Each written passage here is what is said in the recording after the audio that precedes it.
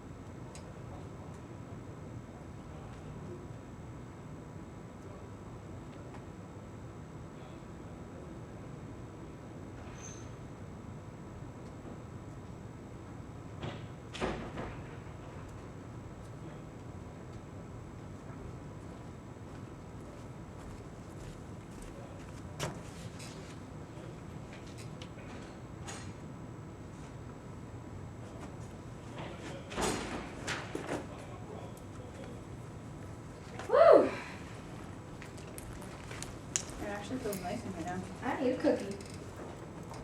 Oh, I'm so full. What the heck? My phone just pocket dialed April 9th at noon. That's not bad. Sorry. Thank you.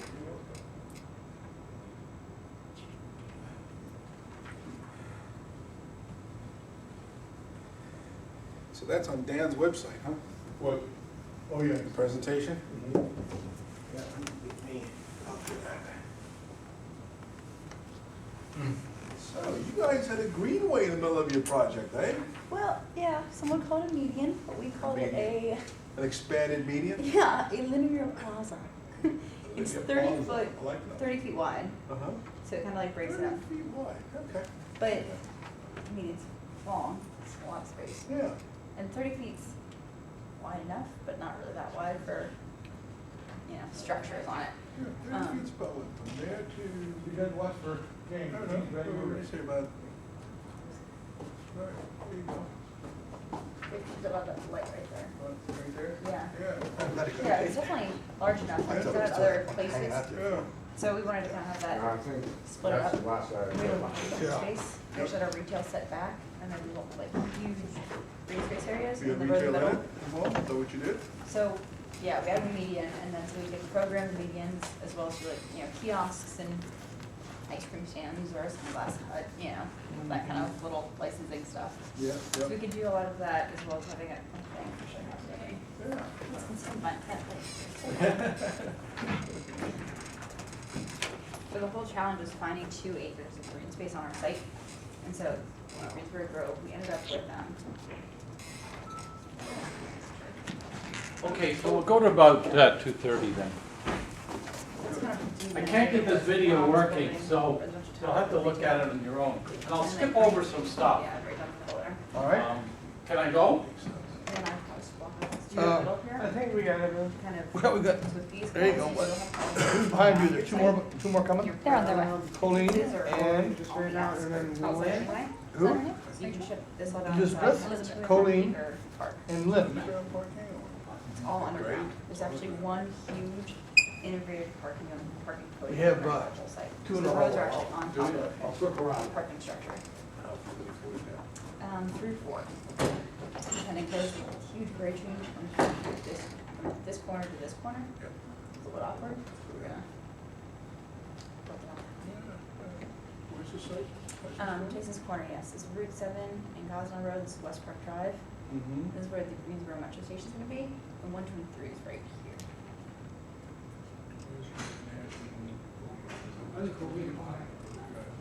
International Circle, like the SAIC building is. Yeah. That's right over here.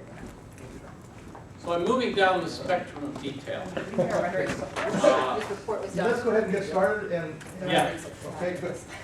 So a very big part, I'll get into a little more of the building science, but a very big part of sustainability now is the use of radiant heating, which I don't know if you're familiar with it, but if you look at this building, it's pretty ridiculous, it's the same as ours, of how it's actually heated, cooled, etc. We take ducts and we blow through and you hear them, etc. So there's been huge advancements in building technology in the last few years.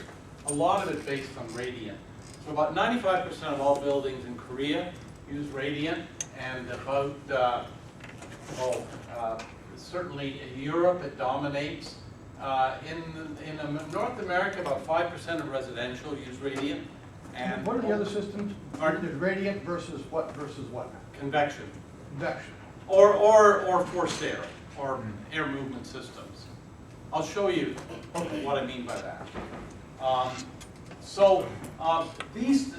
What we're seeing is a whole group of new technologies that fall under names like thermal slabs, radiant floor heating, etc. And the name that we're now using is called TABS, and that means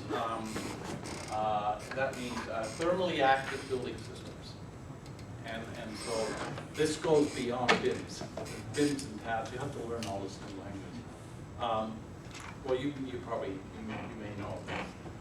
And so basically it's a pretty old idea The concept of having a large surface that's actively heated or cooled, and then it exchanges with the surrounding area. So radiant systems are defined by addressing about 50% of the heating needs. So, you know, sort of like 101. If anyone sat near a window in the wintertime and it feels cold, well, that's the problem of radiation. Or if you've gone to a hotel and the bathroom floor feels a little warm, that's, you know, again, radiation. So we use basically, we tend to use a lot of just heat transfer by natural convection. So we have radiators along the wall, the air heats up, and it rises, and then it cools, and it falls. A lot of heat transfer, it really includes both radiation and convection. So convection systems can overcome radiation, such as a warm body radiating to a cool body. I won't go through these in detail, but basically what we tend to use is pipes. We blow cold air through the pipes, we blow warm air through the pipes, we put water through the pipes, etc. And so we're now beginning to look at more integrated systems. One of the issues that you get into, and I'm going to go through this fairly quickly, with radiation, is that in doing your calculations, you have to know where the people are and where the desk is. So you can't just deal, so it takes a little more sophistication in knowing the room. And when you design the slab, you have to know the use above the slab and the use below the slab. Because these are the choices that you have now in designing your slabs. It's not a question of where do I put the reinforcing, but here's a diagram of a radiant embedded surface system. You've got a floor covering, you've got screed, you've got your heating and cooling tubes, you've got your insulated layer, and you've got your building structure. Now I could pick another one where what we're doing here is we've taken pipes out and put them in a suspended ceiling. So what we're now finding is that, you know, goes back to your BIMs and so forth, you're actually modeling these systems to see what the optimum system is for the building, and I'll show you an example. So you're getting a much more sophisticated system, and we have now new names like we have chill beam construction, etc. And the other part of this is that you have very different control systems now. Now, there's nothing startling new. This looks like the heating system I had when I lived in Boston, where I had a house where I had 5 different thermostats. It wasn't a big house, but they didn't use forced air when I was in Boston. They tended to use small boiler. But what this is, so part of this whole system now is the ability to control in a more micro. And if you know much about Leeds Platinum, what you do in Leeds Platinum, for example, is you have a floating floor, and the whole floor is a plenum. So you don't need pipes, so you get low volume. And low volume means you don't need a lot of blowers and high-speed fans, etc. And then they have little vents on the floor, and if you're working in this area, you can adjust the vent to your own air. Leeds Platinum already has made some advances in how we handle it, so that not only do you have these central control systems, but you have individual control. Yeah? I guess, where do you see this coming into play in the big force? Is it more facilities management, or would it be more on a construction design? Oh, it's both. It's construction, has to be construction. Mm-hmm. It starts even earlier. It starts with your consultants. Right. But and I'm all for it, it's great. My only fear is that by you gauging a specific building to a particular tenant, and then life of it being insufficient later on. Well, that's a good point. So one of the things you've got to do is decide, are all these going to be tenanted office floors, or am I going to have a condo unit on top? So those are some of the decisions, and you want to build in the ambiguity, the flexibility, whatever. But it does make you study a little closer how you're going to use the building. Because the problem we have today is we overcapacity almost everything. And we have very inefficient systems of moving air through a building. So this is a building in Denmark, and it's a thermally active building system. And the heating is guaranteed by convection, located in the floor along the facade. So it does have a convection system along the facade, and it will have a mechanical ventilation. So in the perimeter unit, it'll have a small blower. In summer, thermally active system integrated into the ceiling, combined with mechanical ventilation, and that provides cooling. So actually, they're using these thermal floors for cooling, and they also use it for heating. So what they're doing here, it's hard to read this up here, and I'll just show you how that works in a little more detail. And the lighting level is controlled by sensors, and the intensity of artificial light is balanced with natural light. So we also the question of light. If you know anything about building codes in Europe, you cannot place a worker more than 15 meters from a window. So when you design an office building in Europe, you have to have a very different form than you have here. When we did our building, our new building is now 10 years old, one of our requirements was everybody had to have an office with a window that opened. And all our classrooms have natural light. There isn't a part of our building. I'm told that our energy usage is about 40% less. People don't turn on their lights. They don't need to. Now, in so many buildings, the lights are on a lot. So this gives you an idea of a thermally active building. This is an addition I'm working on for the school right now.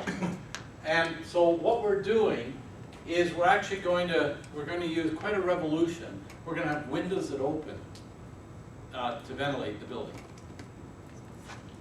That's really startling. Now, if you ever went into the Empire State Building, those had windows that opened until about 25 years ago. But so what? And this reminds me of something I discovered in New England in the old homes. In New England, a lot of the homes are really awkward to retrofit with air conditioning. So people put a fan on the second floor hallway, and it vents through the attic. So at night, you turn on this humongous fan. It's big because it's not noisy. And then you open your windows, and you get this beautiful breeze, right? Yeah, we actually had one in my parents' house. It was built in the 50s. And the way you would cool it in the summer is you would open the windows in the basement, and you have this fan that's like this big in the attic. And you open the attic vents, and it just sucks it up through the basement. Yeah. So again, the principles are there, but we went through mechanization and decided, to hell with it. We can do it all artificially. So what we do with a solar chimney is in the summertime, a solar chimney, it's nothing more than a chase with glass in the front of it up the building. So in the summertime, it'll heat up the air in here. That air will rise up, and it'll suck the air out of the building, and we'll open the windows. So you'll have this air coming in. Now look at every climate you have to design differently. Washington, I know it's very humid. So you get into this issue of balancing humidity and so forth. But so with the consultants, we're looking at the swings, airflow and solar radiation. So this is where all of this is being done on BIM. This is where you begin to model your system, and you put your inputs on temperature and so forth. So the solar chimney is a kind of a neat idea. Again, I think if you looked at some old buildings, you would find a similar idea. Now in the winter time, you do the reverse. And that is that you now preheat the air and in the chimney, and you can supplement your heating system with air that's being heated by the sun itself. And in summer, it's the reverse. So in winter, we pull the hot air down, and in summer, the hot air goes up. So it's sort of convection also. And in this case, it's just to show you, it's the size of this. It would be a function of how much air you're moving. But I'm just showing you now the level of sophistication. Most of this is done in Europe today. There's nothing particularly startling about this. It's been kind of standard because their energy costs are very high. So it goes to show, I may have taken other pictures. If you ever go on a construction site where they're doing this, you'll see they've got a slab, and then they've got stirrups, and they're putting this orange pipe. Have you ever seen that, where they stretch the orange pipe down, and then they'll put a layer of what we call screed, but it's a layer of concrete. So all you're doing is embedding pipe. But where you put them is the important thing, because you have to know of those various sections I showed you, there's a lot of different options as to how you construct that slab. And we're seeing more and more of this now develop. And it ties into BIM because all of this has to be done and then modeled through building information system. So that in a way, what I really want to know is if I run this building virtually, what's it going to cost me?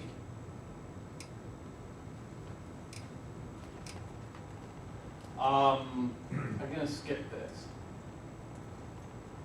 I won't go into these, but I just thought I'd stick them in so at your own time you can go look at them. Banking, when we've talked about this, banking when infrastructure doesn't exist. Unilever, how they got their laundry soap. And again, it's this issue of how do you market into, how do you structure your product to market into markets that are traditionally inaccessible. And then I will talk a little about the Aravind Eye Care, delivering affordable eye surgery to the masses. And you can click on these and have a look. They're really interesting. Now, you might argue, what the hell does that have to do with infrastructure? The point is that you'll see, my message is that what we're seeing now is it's these little things that are revolutionizing the world. And so when people talk about this this new revolution, they're really talking about these sorts of things today. Now this one interests me. This is George Whiteside. George's wife used to work for me at MIT. She was our media person, so I know him well. He used to be a head of chemistry at MIT, and then he went over to Harvard. And he was doing work all over the world for all the big Swiss druggists and so forth. And now what's happened is he's become imbued with this whole question of this low-cost technology. And so what they've developed is a small disposable device that can be used to test bodily fluids. And the old rule of thumb is that if something costs $1, we have to do it for 10 cents. He's actually pushed it down to about a penny. And the question is, the other thing about this new technology is how do I provide it free to those who can't afford it, and how do I price it to those who can? So the business model can no longer be just, making money. The business model in many of these situations is how do I provide it to those who need it but can't afford it? So basically, their business plan won, it was the first nonprofit to win the Harvard Business School business plan competition, and also the MIT competition. And so they got a big grant from, they won $100,000 there, and then they got funding from Bill and Melinda Gates for this thing. So they founded this nonprofit company, and one goal, to change the way healthcare is delivered in poor countries.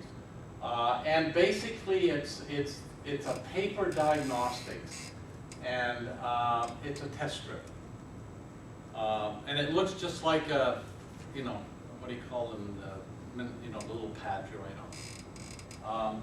So then what they did is they decided that they also have created a for-profit subsidiary to offset some of the nonprofit work, which will partner with companies to develop tests for use in wealthy nations.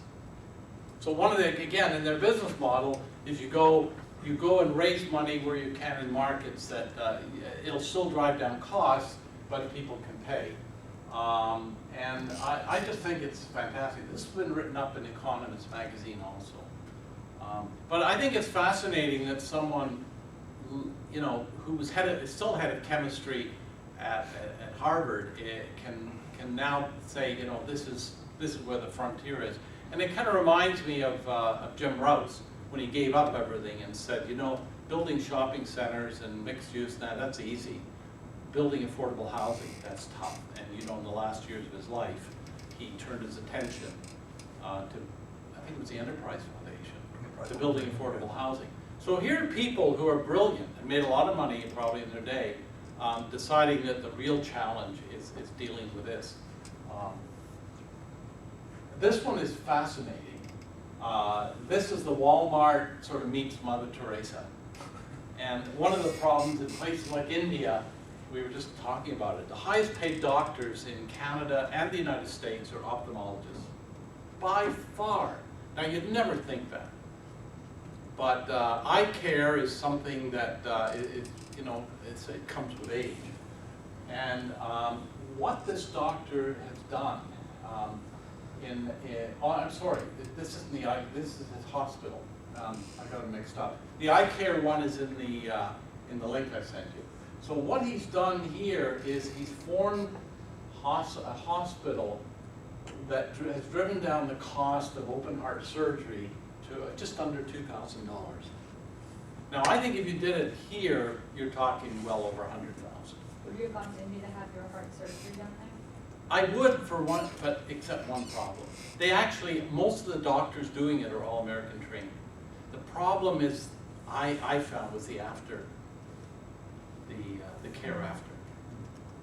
But let's face it, okay, I have the luxury of making the decision. But I think that you know, more and more people who don't have the money are going to say, you know, I need the operation. I can't afford it. It's going to bankrupt me. I mean, 9 out of 10 bankruptcies in the United States are due to healthcare costs. So I had the luxury of saying, I'll go over and get, you know, the most convenient, best care. But would I be afraid? No, I wouldn't be afraid to go in. I've visited these hospitals. And so basically, but his business model is interesting. So what did he do that's different? How did he get the cost low? What's he doing? Well, for one thing, if they do knee surgeries, if you go in, there's 12 in a row. Supply chain. Yeah. Highly qualified people, high volume. The hospitals are big. I visited the one in Hyderabad. And don't forget, salaries are much lower. Mm-hmm. But it's all relative to, you know, what's on in India. But they're the largest producer now of generic drugs in the world. And there's a big battle with patents in India because they say they're not about to feed the revenues of these big drug companies out of Switzerland, etc. And so they've been manufacturing a lot of it. It's a big battle going on over the patent rights. So, but I think their business model is interesting because what they do is they charge foreigners more money, and the people that can't afford it pay nothing. And the people that can't afford it subsidize those others. So it's the nonprofit, it's charging the market where you can, etc. What's interesting is the surgeons receive a P&L statement of the previous day that describes their operations and the various levels of reimbursement, and the data allows them to add more full payers if necessary. So one of the things they're doing, it's like a hotel. If you know anything about managing a hotel, your night clerk, right, runs your numbers. You're in a cash business. You come in the morning. The first thing you say is, how do the numbers look? Because you can't wait for 5 days. or so they actually have a P&L that they're looking at. When you look at financials, at the end of the month, you're doing a postmortem. So when you look at it daily, you can do something about it. So they're being very pragmatic. It's called yield management. Yeah. This is the other one. Okay, so that's a management system that again is looking at offshore pricing in India, and then pricing, literally no pricing. I don't know if I covered it. Oh yeah, this is an important one. A lot of, a big market are farmers who, they pay 22 cents a month for insurance. And that gives them the comfort that they have paid into the system. I know it's not a lot of money, but $10 a month in India is a big salary.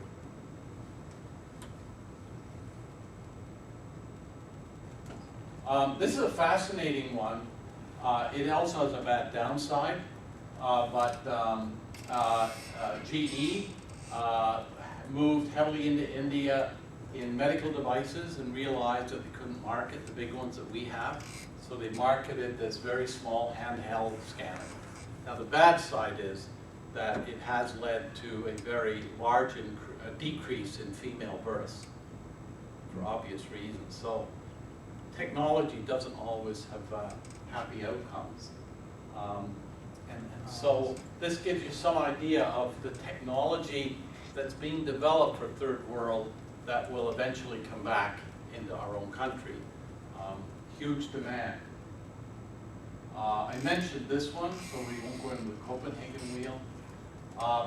Going back to an earlier discussion about congestion pricing, Stockholm, a huge opposition to congestion pricing, but they said, fine, let's just try it. And they tried it, and it was so successful that they went from 80% opposition, and they went a huge success. And it was simply because people didn't understand the benefits until they realized that it made life a lot easier.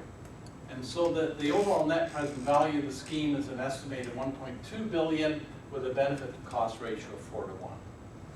So again, sustainability can often be just ways that we adapt our current system. This is another one that's one of my favorites, the D-light. Again, you have to remember in the world, there's a lot of people don't even have a light. This was developed by some young people, I think Stanford MBA students.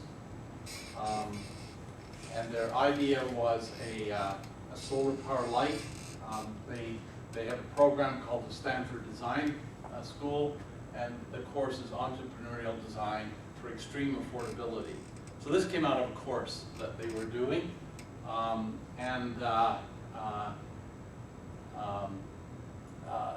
won't go into the background, but Tice himself had a more conventional career in brand management, that sort of thing. So it really is a simple thing where you can collect solar energy and use it to run a light or to charge your machine. Now I know all this sounds simple, like so big. Can't you buy this at Home Depot?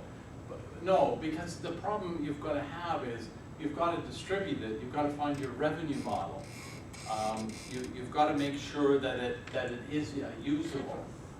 It won the Forbes. It was in their list of Impact 30, and so they talk about sort of social entrepreneurship. But these are the things that are beginning to make a big difference in the world today. So it is about sustainability. This is capturing solar energy.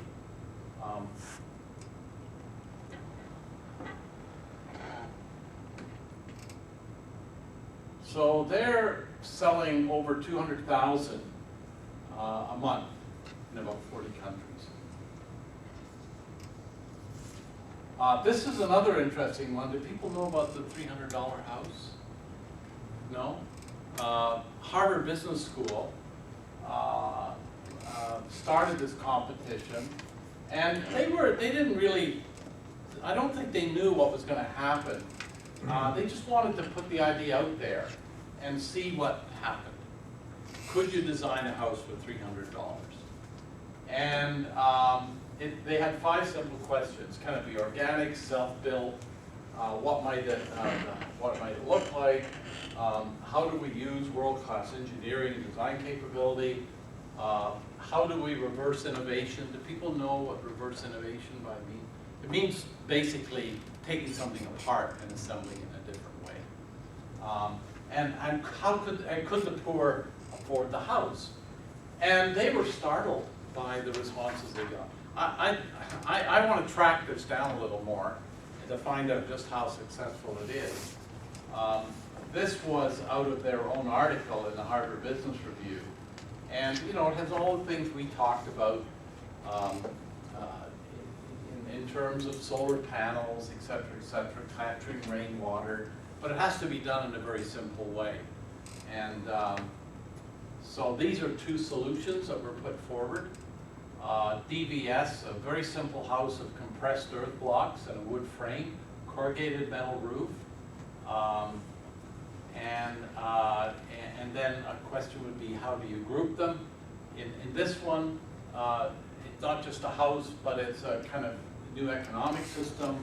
They would form a cooperative that would make earth bricks, and then build from that. So this has become a kind of an interesting industry today, of looking at ways to provide shelter at very low cost. I don't know where the competition stands today, but I thought it was interesting that some business professors from Harvard Business School promoted it, not architects. Why? I admire challenges like this. I think they're fantastic. With that being said, the pessimistic side of me is like, how does that run on the ground? Because how are you going to? Because first of all, knowing unions, especially in general, like if you can sell it and make money on it, then they will live simpler and more humbly than with your tablet and your Yeah. And that's going to include a lot of work with slumlords, and just it's incredible and it's terrifying all at the same time. Yeah, I agree. I mean, if you've ever been to Mumbai, you've seen the Derby slum. The Derby slum is an area of 1 square kilometer, has 1 million people. There's no water, no sewage. But everyone survives. Everyone survives. People walk out in the morning with a briefcase. Right, and like they don't need to spend $300 when they can spend $50. No, the Indian one is a tricky one because there was one experiment in India where they gave the people. Right, they sold the houses and they went back to the slums. Exactly. They sold the house, they went back. Because they're resourceful. But there are places in the world, and at the rates that we're growing, where we're going to have to find some way to accommodate them so that the world isn't populating or duplicating the Derby slum. And again, it's only an experiment to make people think. But the more I think about this, when we give our students a problem, it's, design a 12-story building for the corner of this and that. But take this and think it through. And, so I think, I'm not saying we advocate one for the other, but we have to begin to do a little more thinking at this level, whether it's for our own elderly, whether it's our small 350 square foot condo downtown, I don't know. But it goes back to my point, that design and building materials play such an important role in this whole sustainability issue.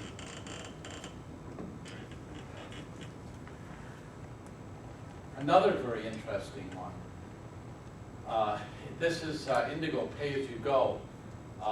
One of the big problems with technology is that it has a huge upfront cost. And how do people overcome that? So if you install solar energy in your house, you have a massive cost for the panels, the batteries. And then they tell you, oh, it pays back in 7 or 8 years. And the answer is, yeah, well, that's terrific, but I don't have the money up front. And so this system went into and decided to use the mobile phone and solar technology and allows customers to buy their energy using a scratch card. So it shows you the confluence. The customers basically charge their phone and have 8 hours of clean lighting for 2 rooms. So it's, you only buy what you can afford. You don't buy a month. You might only have enough, you know, 8 hours, etc. So it's, this is one of the other things we're finding about infrastructure is we have to begin to have business models that let you consume just what you need. So I'm not going to buy that motor for the Boeing 707. I'm just going to pay for the running hours that I need it for.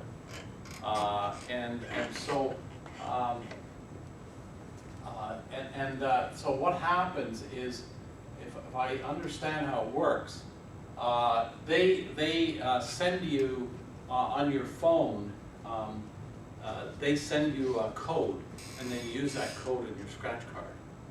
I'm not clear on everything yet about how it works, but it's the entry-level system, and this goes back to my point about scalability. These things have to be scalable. So you can start out with lighting for 2 rooms and charge 1 mobile phone, but you can also then grow it to include a radio, a TV, a sewing machine, or even some production equipment in your house. And the system grows with these needs, allowing customers to progressively upgrade over time. Just give you some idea of the new kind of infrastructure that is at the confluence of everything from cell phones onward. Where's the actual system? Like where's the actual solar panel and where's their plug, I guess? Okay, each power, you get a power unit.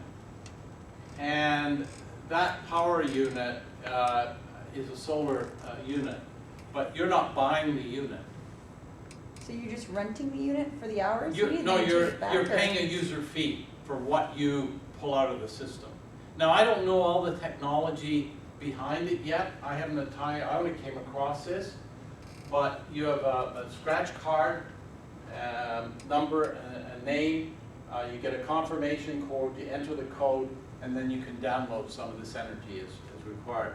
I put a link on the site, so if you want more details, you can look into it. But again, I was looking for examples of things that I think are at the frontier of new knowledge and technology. Now, this is our green energy. This is our, this is our view of green energy in the developed world. At one end, these people are, we're looking at this, and at the other end, we're looking at this. So there's a big gap between us.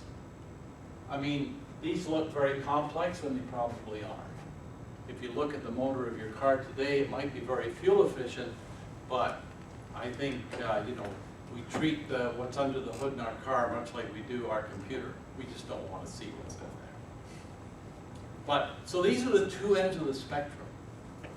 And I'm not saying one's right and one's wrong. I'm just saying that, these are ideas that are moving forward. Other than the former governor of California, I don't know who else drives a hydrogen car. Great technology, but very expensive. Again, a great example of the role of design. We talked earlier about, how much of the Tesla is selling because it has, quote, sex appeal.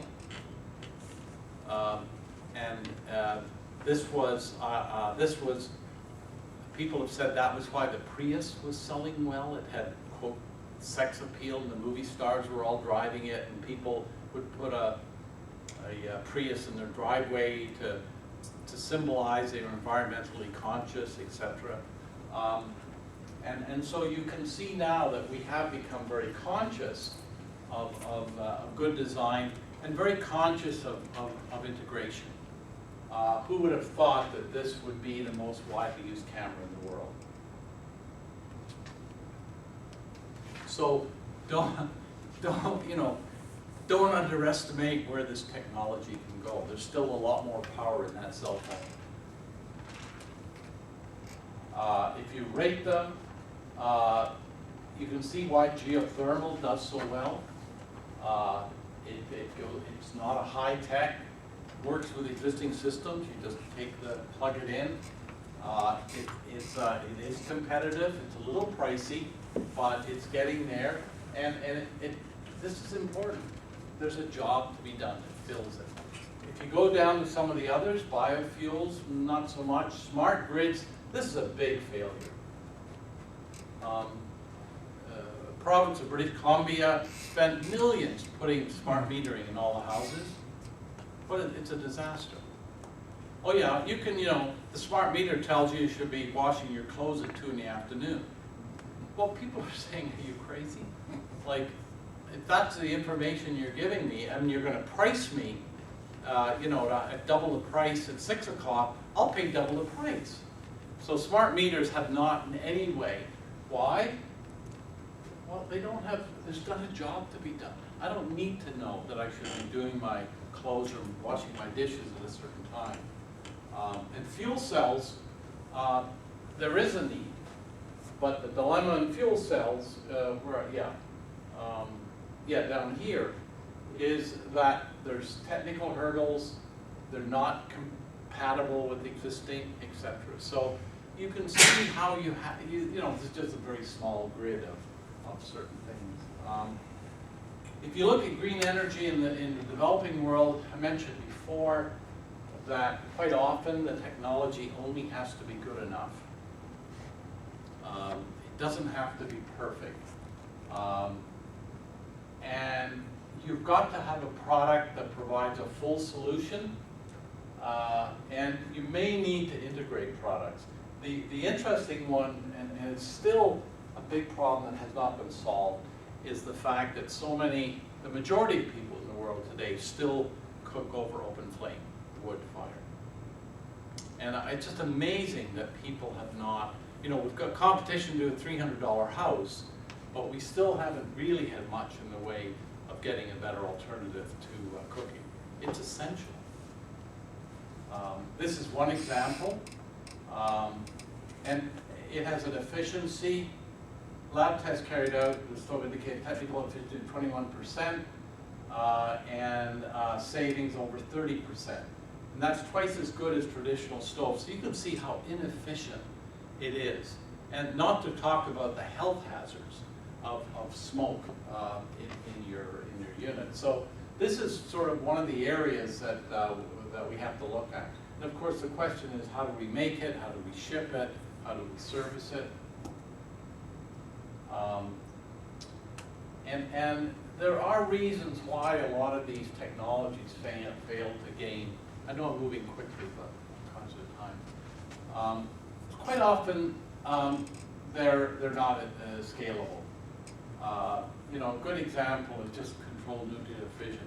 I mean, it's not a very scalable idea. You either have a big nuclear power plant or you don't. And so we find that there are significant technical challenges. Wind turbines have it, solar panels, all of these technologies have challenges. Systematic complexity, we use the term sort of plug compatible. How do I take one thing out and plug in a new system? How does it fit in the existing value chain? Head-on competition, that's a tough one. And any electric car, the competition is going to be the internal combustion engine. And I wouldn't bet against the ICE. And one of the things is customers just don't want them. A lot of people invent things and you scratch your head as to what it's going to do. Digital photography indicated consumers will change their behavior in response, but not the fundamental job. So in digital, you're taking a picture. You want to print the picture. It does nothing different than substitute one system for another. So now consumers attach photos to emails instead of filling them. You know, and I tell people the most brilliant piece of technology Apple invented was the,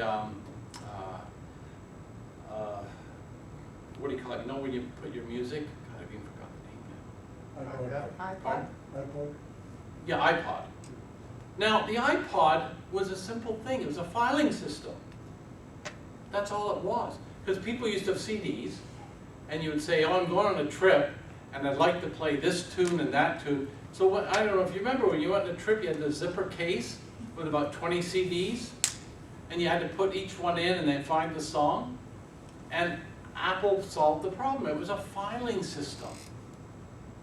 And that's what we needed.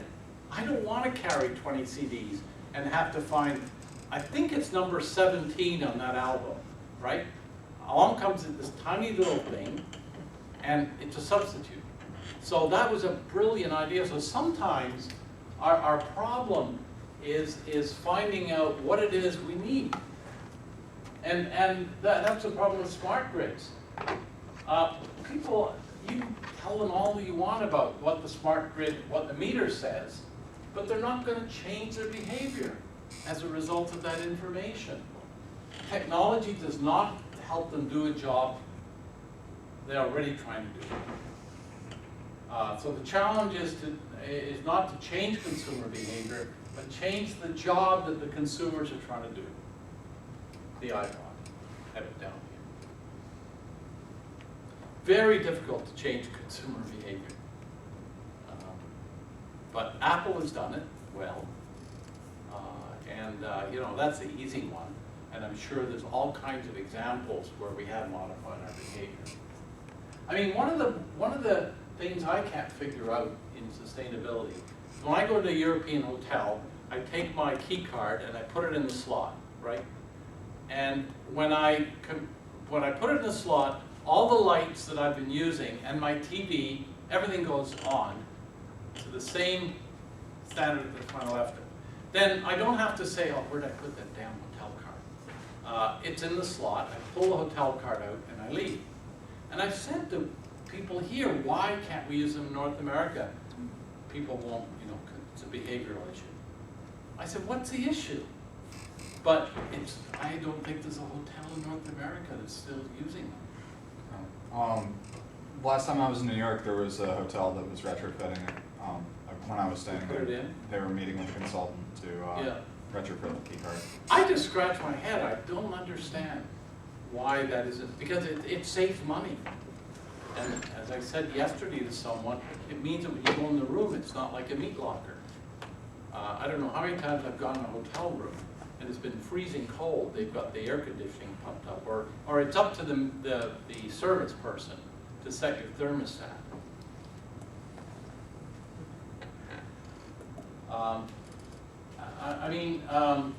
I think the green energy in the developed world really does face different challenges. So now we'll just end up with building capacity, and then we can spend a little time. I know I'm racing through this, but this goes back to the work, and I'll end with this, of Prahalad, who I think, you know, he was listed as one of the top 5 thought leaders of the world. I don't know who the other 4 were. So whether it's relevant or not, I don't know. But he was a brilliant man. He's held in very high esteem in India. He passed away about 2 years ago. What? I know, sorry, I didn't know that. Yeah, he passed. Yeah.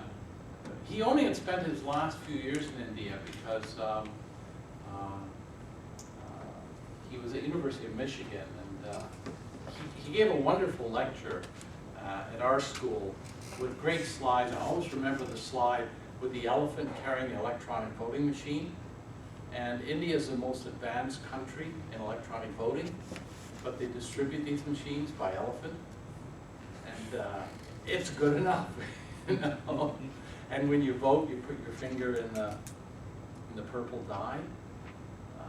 So he had this ability to kind of, you know, show these 2 worlds. So when you look at the emerging economy, you've got this performance gap. And that is, how do you get reasonable performance at the lowest cost? The infrastructure gap. I mean, you cannot ship things in India. People say you eat local food, that's because you got no choice. The logistics system, it hasn't gone much beyond the British rail system that was put in a century ago. A sustainability gap, a regulatory gap, and a preference gap. So, you know, what you find is that in these countries, I was mentioning earlier to someone, you know, we say, oh, Indian food. Well, that's ridiculous. When you go to India, the food in Hyderabad is different than the food in Mumbai, same in China. We just lump everything together. When you go to a place like India, you find taste, habits, rituals, the diversity is such that one size doesn't fit all. How do I accommodate those differences? So this was Prahlad's work. So he's saying it'll require innovations in technology and business, and companies will be forced to transform their understanding of scale from bigger is better to the ideal of highly distributed small-scale operations. And in short, the poorest populations raise prodigious new managerial challenges for the world's wealthiest companies, selling to the poor and helping them improve their lives. So I mean, he used the term, I don't know, have you heard of this, bottom of the pyramid? You know, he said the Western world basically drives everything from the top down, and the future of innovation and solving these social and economic problems is at the bottom of the pyramid. You have to turn it around. And this was his formula. He said that we always think of price as cost plus profit. That's how we do everything. And if your cost is higher than your price, you don't get any profit. And the cost structure is given and the profit is the motivating factor. And so this is the dominant logic of capitalism. The cost, if you're building a house, other than land, we call them mobile factors of production. The lumber, the money, all of those materials go to the highest bidder. Now land is a non-mobile factor. So basically your profit is what's going to motivate you. You can drive down costs to a certain extent. But we always start here with price. What can I sell it for? Subtract my cost. What he says is that you have to change it. It's now price minus profit equals cost. And so what happens, the price is what people can afford. So if they can only afford 10% of what we can afford, then you've got to figure a way to solve the problem. So it takes a very different mindset. So cost is based upon the capacity to consume. So very high volumes, for example. So this is a fundamental change in our mind frame. And this is what will drive these sustainable products in these emerging economies. So traditional approaches or traditional capitalism will not work for most of the world's population. And people like John Deere, Procter & Gamble, a number of US firms have discovered this and have managed to go into these countries in India and do very well, but failing miserably the first time. And so there's some great examples of people who have done well now in switching to this and knowing that it's a different pricing structure. And when you look at markets, this is where the market is. The United States, with around 4% of the world's population, consume more than 25% of the planet's energy resources. I think I used 30% before. And so to recreate these in the developing country would be disastrous. So this is his income pyramid, annual per capita income, tier 1, about 75 to 100 million people. 1,500 to 20,000, about 1.5, 1.7, And then in tier 4, it's actually, it should be in buildings. So what he's pointing out is that it's the companies that are going to get into this segment that are going to do well. There's a lot of false assumptions. One of them being that you can't make any money at that low end. A second one is that the poor can't afford or have no use for these products. That level. Another one is just that developed markets won't pay for new technology, leave it to government, and it goes on. But there are a lot of false assumptions, and Western companies traditionally have not done very well in moving into whether it's Africa or Asia. So these are his 12 principles. And again, I would almost say that they apply in our case when we're looking at sustainable technology, because we're only at the beginning. When you think that Europe is now almost, dedicated to radiant heating, and we're less than 5%. We're 5%. So we've got a long way to go. So you have focus on price performance, innovate. You've got to have hybrid solutions. Scalability and transportability is a big one. You've got to conserve resources, and you've got to understand functionality. We have the luxury of not worrying too much about functionality in some of our products. Again, I'm not going to spend a lot of time on this.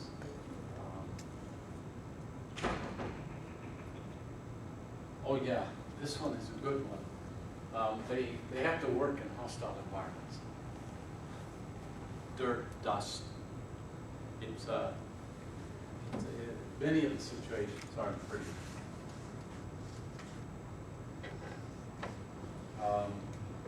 I'm going to skip ahead.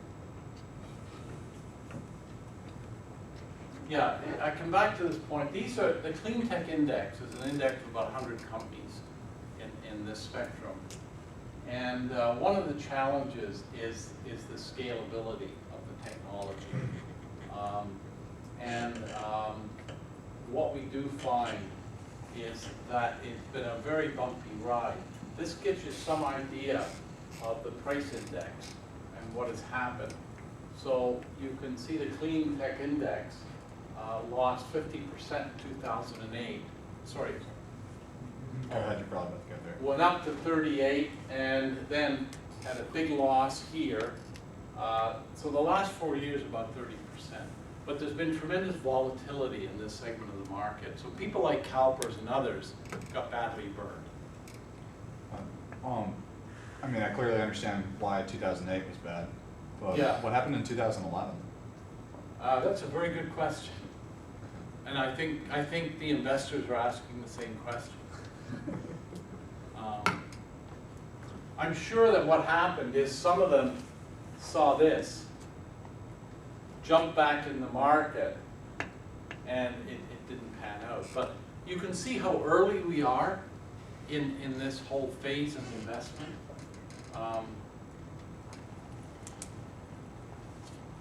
In August 2010, the IPO market was chaotic, and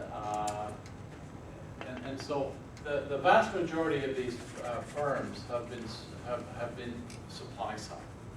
The dilemma is very few of our technologies have been on the demand side.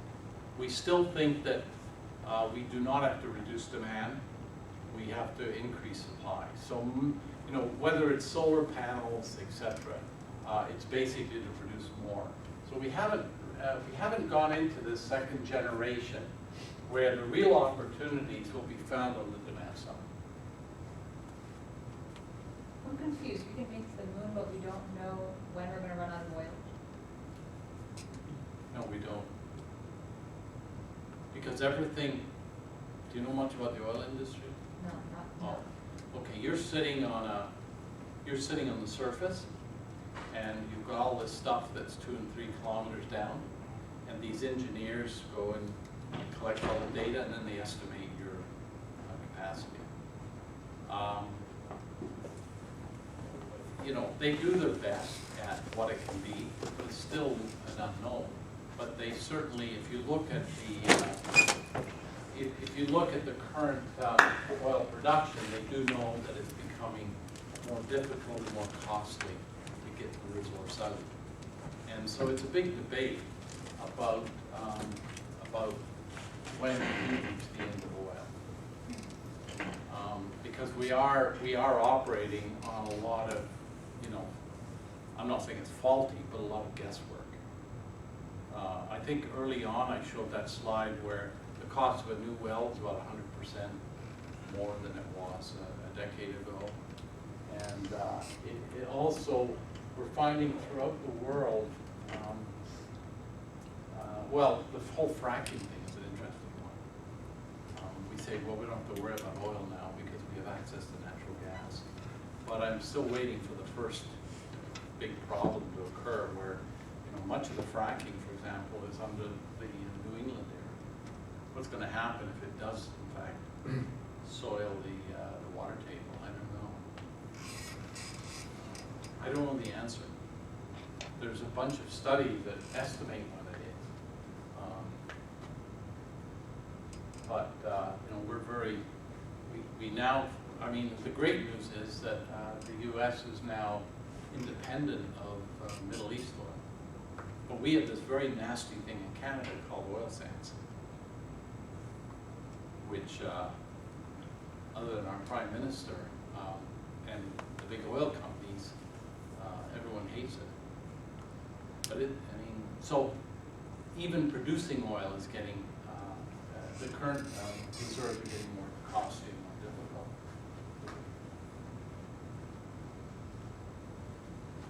Yeah, I just pulled this off. Investing in clean tech isn't following the J-curve, or the idea that venture funds have a couple of years of losses followed by a big jump in returns. He said for CalPERS it's been an L curve for moves. So, so they are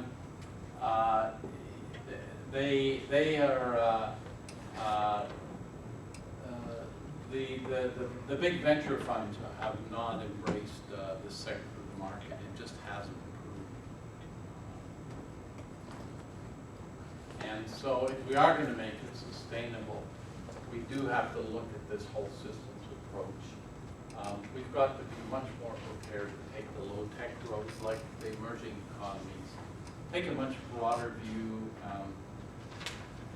and think ahead. So, oh, I just want to end with this. I thought I would list what I thought were the business opportunities in this field. You might strongly disagree. But I mentioned before power distribution, the DC. I think you were talking about that. And I think at the micro level and also at the macro level, that we've not done any work on DC.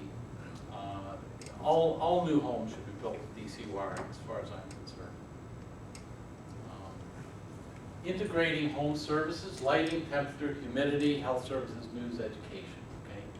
When you think of all the gadgets, I don't know how many plug-in cords I have right now to recharge different things. And so obviously this, you know, Google doesn't go pay $3.2 billion for a company that makes home thermostats without reason. And my view is this is why. Because they're going to look at integration. Just like the cell phone integrated camera, internet, telephone, and you know, people today want someone to manage their home. They do. It's too complex. They don't worry about the car anymore. They just know they have to take the car in for service. Just don't. I don't even know where you put the windshield wiper. Why they put it in the motor compartment, I don't know. I have one cap for gas. Why don't I have an element, you know, to fill my windshield squares? So I think this is a huge area, and this goes to managing the demand side, pulling down. Another one is waste recovery, and that is how do we recover these high-value products in the waste stream? We're throwing away incredible amounts of high-value product, and you know, I think there are companies that are looking into it today, but, you know, I always remember what we do with ships. You know, the steel is worth a lot of money, so we pull them over to India, we put them on the beaches, and then we cut them up with torches. It's pretty cumbersome. High quality water, non-chemical purification techniques. So how do we take polluted water, how do we take salinated water, and produce high quality water from that? Organic food production, locally produced. Because if you know much about organic, they don't keep very long, because they have no preservatives. So they have a very, very short shelf life, and so it does. I think this whole area is going to grow. You just have to look at Whole Foods and look at their growth rate versus the grocery industry itself. Lightweight technology to replace metals in manufacturing. Okay, I think it's a huge. You know, carbon fibers. The new Boeing is all carbon fiber. I think this whole area of material science is going to be incredible. If you have to then build a lighter truck, how long can you afford aluminum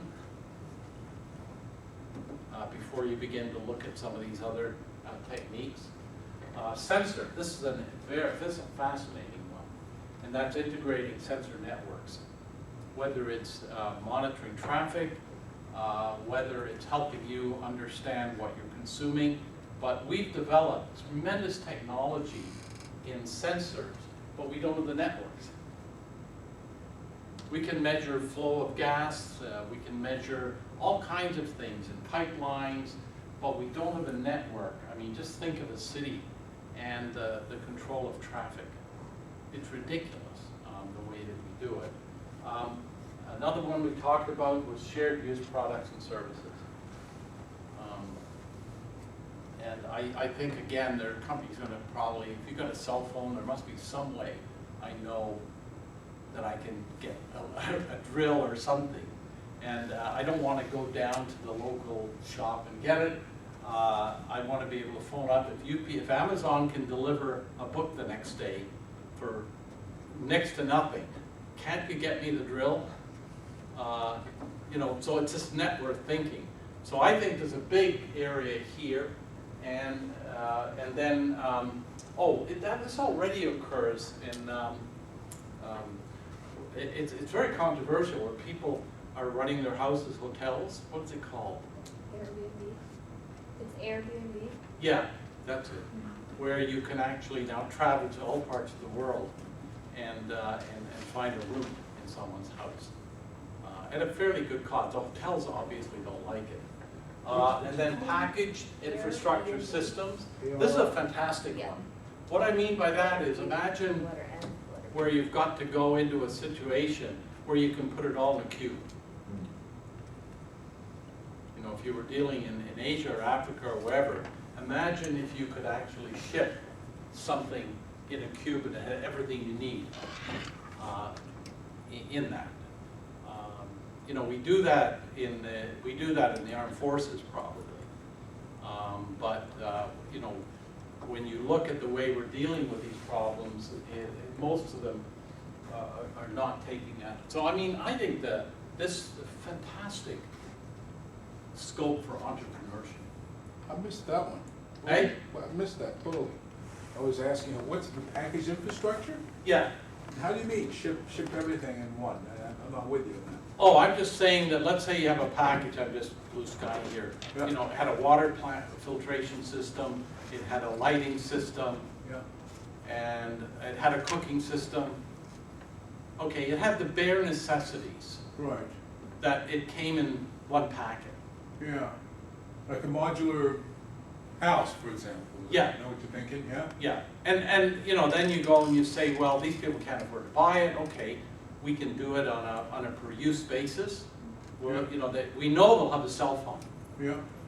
So how do we work to give them this, and how, you know, that's what I'm kind of Okay. getting at. Okay.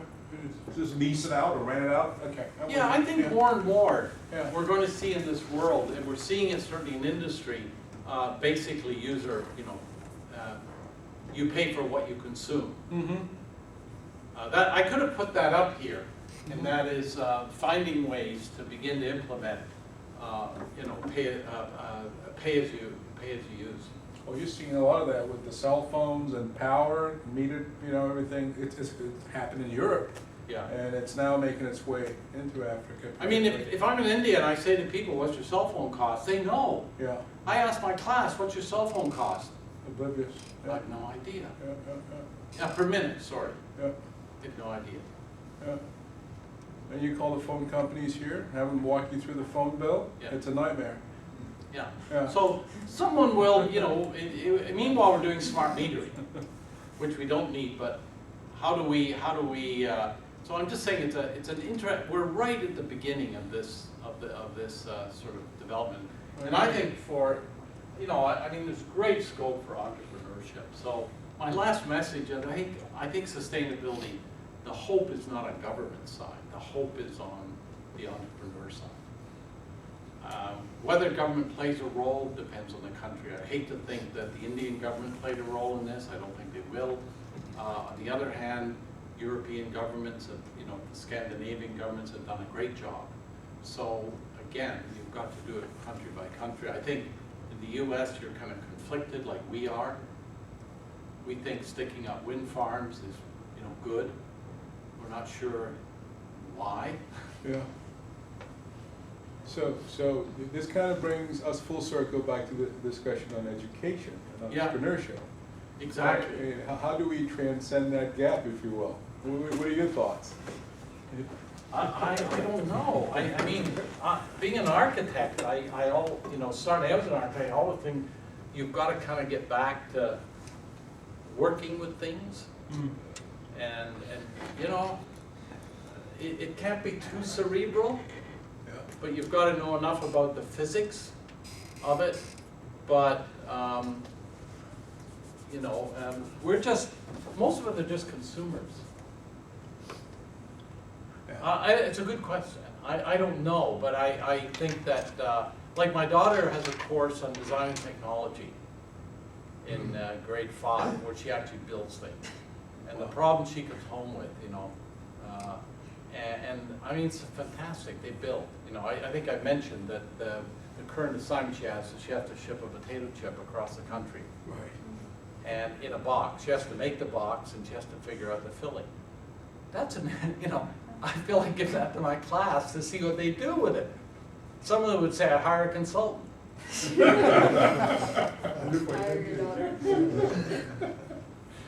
So I think it's the young people that have this great capacity if we can build it into them. Yeah. We're all kind of set in our ways, you know. Yeah. So do you have any view about the cloud technology? About cloud? Yeah, the cloud technology, how does that fit into it? Because I see your integrated home services. And I don't, you know, I'm saying where that is to some extent supply side. I can understand. Yeah, I mean, I'm not a user of it. Oh, okay. I don't use social media, any of that, Okay, because my #1 principle is to maintain my privacy. okay. So, in the you know, sense that's a that- personal thing. Exactly. So that's why maybe it's missing, because the connected lifestyle is about the. It could be, Is the demand, I mean, the push towards demand side yeah. perspective on this is, if we focus on you, we want to, you know, and we can integrate all of your lifestyle. Yeah, the cloud is just a way for Then the the big question then companies. is, not that I'm talking about. Yeah, I'm not, I mean, I also have respect for people who don't rely a lot on technology. So I guess I have a question about that. It seems like the more innovation that we have, a lot of the things seem like we're just going backwards. Like the, what was it, the DSV house that you showed for $300? It's the earth brick and a raised roof. Yeah, exactly. I mean, that's the Adobe technology Yep. in houses that has been around forever, and it seems like their innovative ideas are just going back to historically what was done originally. Yeah, Same with like the roofing systems that have high roofs and gardening. yeah, local Garden- gardening. We did all this work for Going industrial back art. to, Agriculture. We go back to local Yeah. house gardens. It seems Like Yeah, the what answer's just go fertilizer back. did I buy? 20020? I have to check my cell phone, see what that means. But no, you're correct that some of it may be just simply going back to systems that work quite well. And I mean, I know a fair bit about technology, but I also appreciate that I have a life balance with my wife. When I buy her cell phone, she doesn't turn it on unless she needs it. And I said, but you're supposed to have it on all the time. She said, why? I don't want people calling me. So you know what I mean? Good And I said, what happens in an emergency? And she said, don't give me that. There's an emergency, you'll deal with it, right? So I think that your point is well taken, in that I think sometimes we have to kind of say, listen, what's a simpler way of getting the quality of life that I want? Mhm. And do I really need all these bits and pieces? Because we're under bombardment all the time to buy stuff. And that's a challenge for young people today, because they have this mindset of instant gratification. I need it tomorrow. I need a cell phone. Why? No one's going to call you. Oh yeah, but all the kids in the class have a cell phone. So that's driving your demand for a cell phone. And I thought that was funny, in the $300 house, the other one that you had up there, they had a PC and a tablet integrated. Yeah. I was like, do they have internet? saw Like, that. is there a wireless connection? Because I No. can't get What wireless. do they use it How Listen, is that? Prahalad tells a story. He's done these experiments in India. They're fascinating. He went into a village and he gave them, and some internet, and he gave them a PC. Now these were farmers, and he didn't give them any instruction.